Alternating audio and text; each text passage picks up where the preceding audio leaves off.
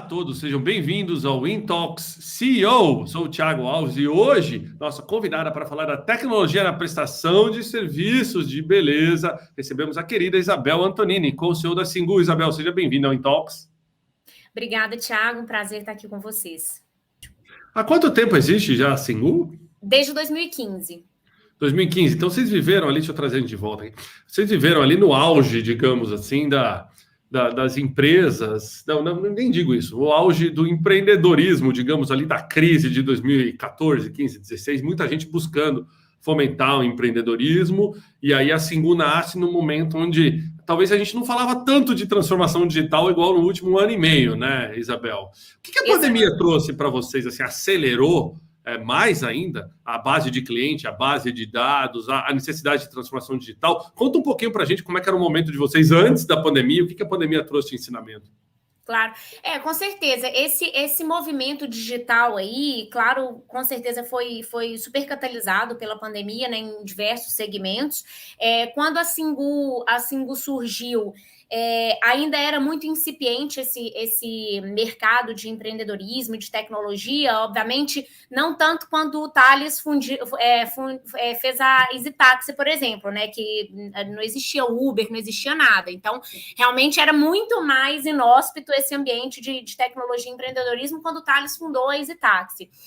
Mas quando a Singu veio, também não era o que a gente vê hoje, né, com tanto venture capital rodando por aí, né? A gente tem eventos de liquidez muito mais comuns do que a gente tinha naquela época, mas lá atrás ele já identificou essa necessidade e essa demanda, muito também pelo histórico de empreendedorismo que ele tinha, ele trouxe para o segmento de serviço de beleza e bem-estar, né? Então, realmente já era uma demanda dessa mudança do perfil do consumo, né? Na época da minha mãe, ela fazia questão da mesma profissional de beleza, porque era quase uma terapia, né? A hora de fazer a unha era a hora de falar de mim, do meu irmão, do meu pai, da família inteira.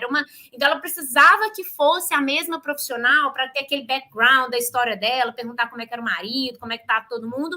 E hoje em dia, não. As pessoas você entra num salão de beleza, tá todo mundo mexendo no celular, no Facebook, WhatsApp, Instagram, ninguém tá querendo conversar, ou não é aquela experiência que era antigamente, né? E o Thales identificou isso lá atrás, quando ele veio com a ideia da Singu, né? Então, e aí, quais são os efeitos da pandemia?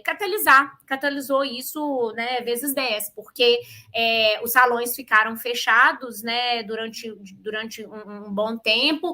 Mesmo quando os salões voltaram a funcionar, as pessoas ainda não se sentem seguros para ir para um lugar hermeticamente fechado, né, que você não tem controle ali das condições sanitárias.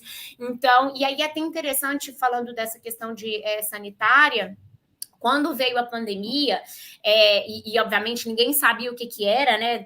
Todo mundo, o mundo congelou, né? E obviamente com a gente não foi diferente, a gente teve uma queda da demanda, porque ninguém estava entendendo do que se tratava esse vírus, né? E uma vez que começou-se a ter mais informação, não só de como que o vírus funciona, e como, mais importante, como você evita uma transmissão, como você se protege, a gente recuperou e até já está muito mais acima do que antes da pandemia, porque os nossos procedimentos de segurança, de biossegurança, eles já eram antigos desde o início da empresa, porque a gente evita doença até muito pior do que o coronavírus, né?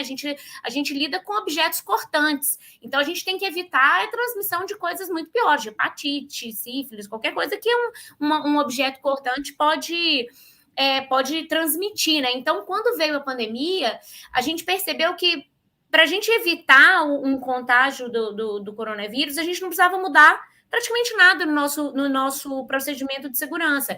Touca, luva, máscara, todas esses EPIs unitários por atendimento já eram usados desde o início da operação.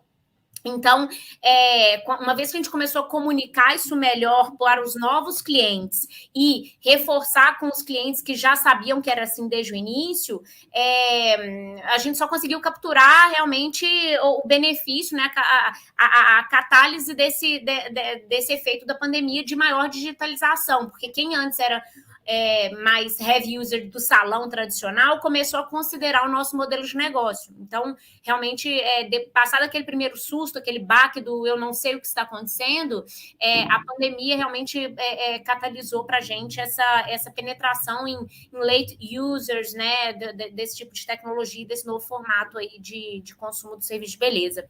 Que é do Carlos Canelli. Ele fala que muitos clientes devem estabelecer esse vínculo afetivo com uma profissional específica. O algoritmo entende isso, que você está pedindo a mesma pessoa e começa a sugerir de volta como se fossem favoritos ali, ou não? A pessoa tem que selecionar? É isso, a gente possibilita esse pedido que a gente chama de preferência, né? Como eu falei, o nosso modelo de negócio, ele prioriza a pessoa que não quer passar por essa negociação de agenda, né? Hoje em dia é muito mais comum que as pessoas não façam questão da profissional, mas a gente entende que ainda existem as pessoas que têm esse interesse de pedir na sua casa, receber o serviço no conforto do seu lar ou no escritório, entre uma reunião e outra, né? Obviamente, agora com o home office isso mudou um pouco, mas a gente entende que algumas pessoas tem essa vontade, e ok, ótimo, a gente fornece essa possibilidade de pedir preferência pelo aplicativo. Mas é interessante que mesmo possibilitando essa possibilidade de pedir preferência, apenas nem 10% dos nossos pedidos são feitos usando essa possibilidade, porque realmente, se o cliente vai fazer questão da mesma profissional, ele vai entrar naquele looping todo do salão de beleza, que eu posso quinta-feira, 3 da tarde, aí o profissional fala, não posso, já tem cliente, posso sexta, meio-dia, aí o cara fala, não, já tem um almoço.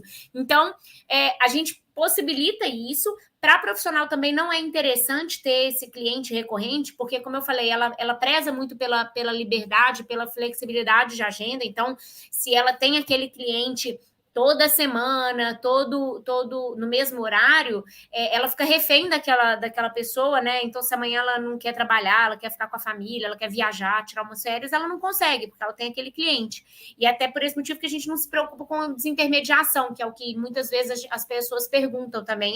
Mas não tem risco do cliente te desintermediar e ficar com a profissional para ele.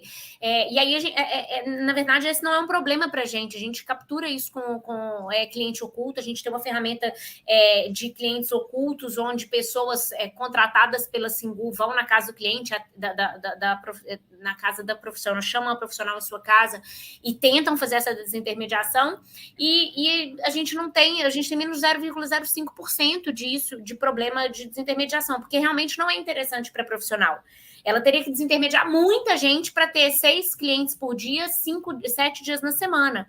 E isso nós conseguimos fornecer porque a gente tem uma base de clientes muito grande. Então, além de tirar a flexibilidade dela de poder escolher o dia de trabalhar, se ela tem sempre aquele cara ali querendo receber serviço tal dia em tal local.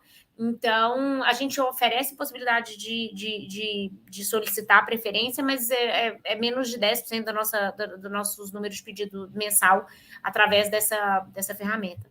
É isso aí, pessoal. Esse foi o InTalk CEO de hoje, com Maria Isabel Antonini, co-CEO da Singu, onde ela falou aqui com maestria sobre a tecnologia na prestação de serviços voltada à beleza. Muito obrigado, Isabel, pela participação.